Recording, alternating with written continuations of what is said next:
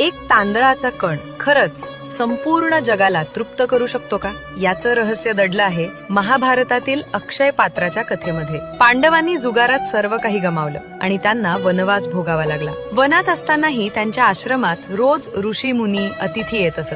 पण एक दिवस अशी वेळ आली, दारात अतिथी उभे होते आणि घरात अन्नाचा एक कणही नव्हता. द्रौपदी पूर्णपणे हतबल झाली. तिने अखेर श्रद्धेने श्रीकृष्णाला हाक मारली आणि कृष्ण प्रकट झाले. पण मदत करण्याऐवजी ते म्हणाले, मला भूक लागली आहे, मला काहीतरी खायला दे. द्रौपदी अचंबित झाली. घरात काहीच नव्हतं. तेवढ्यात कृष्णाला एका पात्रात तांदळाचा एक छोटासा कण सापडला आणि त्यांनी तो कण खाल्ला आणि त्या एका कणाने सर्व ऋषी मुनींची भूक शांत झाली. संपूर्ण सृष्टी तृप्त झाली.